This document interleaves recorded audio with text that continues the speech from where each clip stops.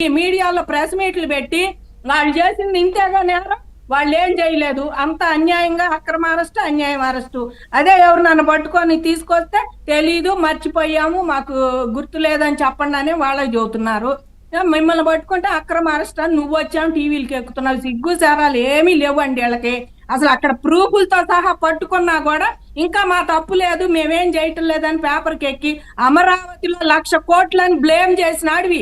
ఇవాళ పనులు జరుగుతున్నాయి, అయ్యో జరుగుతూ ఉంటాయి. 1,00,000 కోట్లు ఒక్కసారి వీళ్ళని ఎవరు నన్ను పెట్టమన్నారండి? ఆ పనులు అవి జరుగుతూ ఉంటాయి, ప్రతి ఏడుకోసారి జరుగుతూ ఉంటాయి. వచ్చేవి పెట్టి బాగు చేస్తూ ఉంటారు, డెవలప్ చేస్తూ ఉంటారు. ఏమైనా కంపెనీలు తీసుకొస్తున్నారు కదా, ఇప్పటికైనా అన్ని బాగు చేస్తున్నారండి.